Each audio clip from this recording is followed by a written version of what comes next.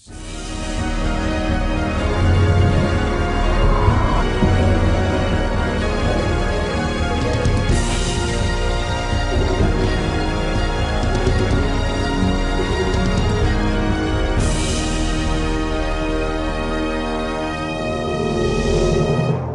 take you to our first guest, Alfred Adask. He's been a researcher, an activist, an author, and a whole lot more.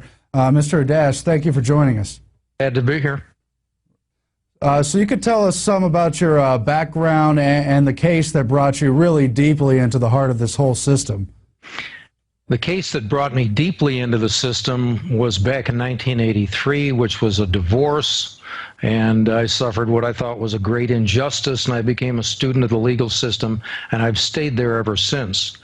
But the case that's really made a big difference is I was one of 7 defendants sued for the manufacture and distribution of a controlled substance. And I was added, the case started in 2001. I was the last defendant added in 2006. I was added. The controlled substance was colloidal silver. It's an inexpensive antibiotic, and I didn't have anything to do with manufacturing. I was just fiduciary for a trust, at least a little bit of equipment to one of the corporations that manufactured the product. This was instigated by the FDA, and we were being sued. Each defendant was being threatened with fines of $25,000 a day. That's $9 million a year. That's a nice chunk of change, and it absolutely focuses your mind. And you start defending against a lawsuit where you're being sued by the Attorney General of Texas for $9 million a year. You pay attention. It focuses. Well, I started reading the relevant drug laws, and when we read the Texas Health and Safety Code, section 431.002, subsection 14, it defined the meaning of drug. And it says in part that drug means, and then articles, yada, yada, yada, in the mitigation, treatment, or prevention of diseases in man or other animals. And the first time I saw the phrase man or other animals, I thought, why, you damn fools. You don't know what you're writing there. It's not man or animals, it's man or other animals. They are defining drugs on the presumption that the people are animals. And I thought it was inadvertent the first time I saw it. And then it turns out later on in the same definition, the word man or other animals turns up a second time. And I began to realize this isn't an accident. We looked at the federal definition of drugs at Title 21, Section 321 G1. And again, same definition, refers to man or other animals. Well, I'm a student of the Bible, and I understand that under Genesis 1:26 through 28, it says, on the 6th day, God created man in his image and gave man dominion over the animals. And I understood right away, as soon as I saw this, I thought, if they're going to treat us as animals, they're doing it in violation of our freedom of religion. If you are a member of the Jewish faith or the Christian faith, and probably even the Muslim faith, if you're I assume that the Muslim faith has something similar to Genesis at their foundation. I don't know that to be a fact. But certainly for Jews and Christians, if the government is treating you as an animal, it's an absolute violation of your freedom of religion, which says you can't be an animal. 6th day says God created man in his image, man only, in God's image, and gave man dominion over the animals. By definition, I can't be a Christian and an animal. People can't be a Jew and an animal.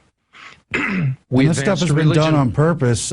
They've put it in global governance treaties, Agenda 21, etc., where they want to give rights to animals and take away our sovereign rights under the Bill of Rights, Constitution, but really, as you point out, the natural rights, God-given. That's exactly right. We think the earliest instance we've found is 1906 Pure Food and Drug Act. And you can look in the Section 6 of the 1906 Pure Food and Drug Act. You can put it into the web. You can Google it. 1906 Pure Food and Drug Act. Look for Section 6. You'll see the phrase man or other animals to define both food and drugs. That means for over a century, the government has operated on the presumption that we are animals rather than men and women.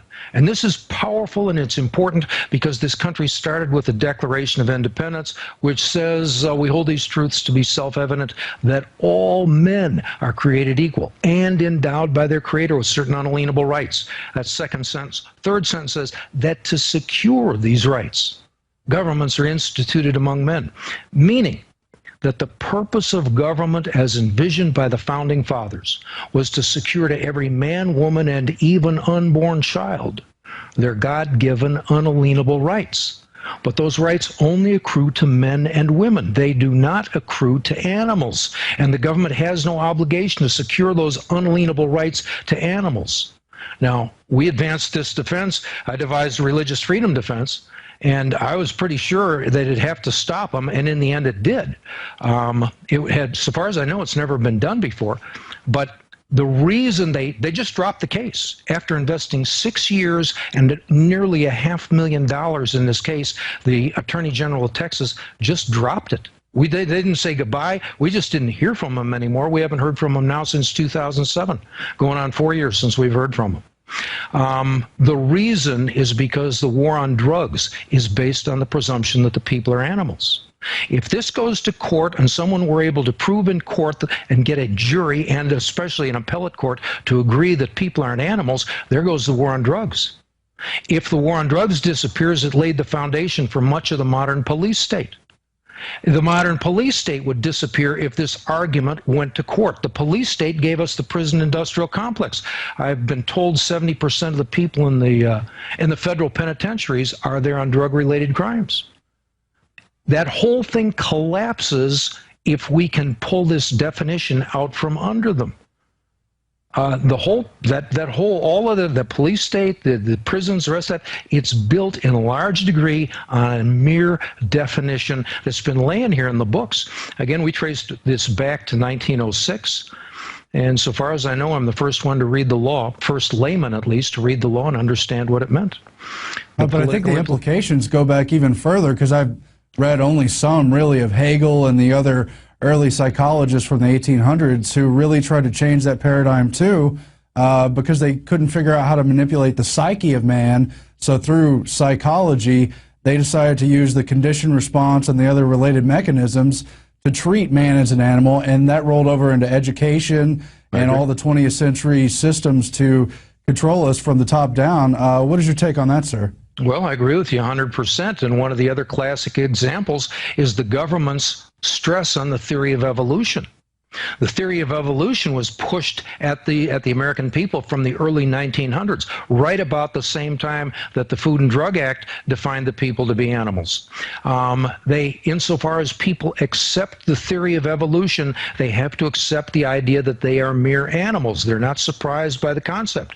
But what they don't get, what they don't understand is, insofar as you accept the theory of evolution, you have to accept that the government is your master and you are nothing but livestock. On the other hand, if you want to go back to the creation theory out of the Bible, under those circumstances, you can be a sovereign and the government is your servant rather than your master. There are powerful political implications in the theory of evolution. Most people think, oh, it's just science. No, it's not. It's big-time politics, and it's why government wants that theory of evolution. They want people taught, and they want people to believe. And of course, it justifies the eugenics world state and the rest of it. Now, you got into how they were targeting you for selling colloidal silver. Right. What about the other silver currency? The other things like raw dairy they've started trying to restrict. What happened to our natural right, to put things in our body as we see fit? You don't have a natural right if you're livestock. If you're an animal, where's your natural right? You have no more rights. You have no more intrinsic rights as an animal than a chicken on a Tyson poultry processing plant. They can trim your little beak off and put you in there where you're just elbow to elbow with 100,000 other chickens, and if you don't like it, too bad for you. You don't have any significant rights as an animal. The only thing that causes the government to give us any respect at all is we are a very peculiar animal in that we understand how to use firearms. And the government, so long as we have firearms, they have a very serious problem with this particular group of animals. But if they can get that away, at that point in time, you're like an unarmed chicken, again, in the poultry processing plant. You're not headed for a happy ending. Yeah, but they've had a headache disarming Americans, at least. Oh, don't give up your guns, no matter what happens. Don't give up your guns, but don't give up your dictionaries either. You know, I've been telling people for some time, if you want to stop this system, you need to own at least as many dictionaries as you own firearms. And you need to become astute. You need to become very qualified at dealing with the English language. And insofar, if you become fluent in the English language, you can hold these people at bay. Again, we ran them off. They'd invested $500,000 in 6 years in this case. I understood I could read. That's the only reason we stopped them. I could read. I understood what man or other animals meant. And I'll tell you another thing. It's evidence that faith works. You know, we stopped these people with a freedom of religion defense. And it's evidence that it's not just mythology. There's foundation. There is power. If you can get into the Bible and actually understand it, there's arguments there. There's evidence there.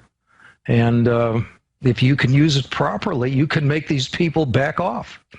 Now, it's not easily done, and it's not necessarily for everyone, but the point is it can work.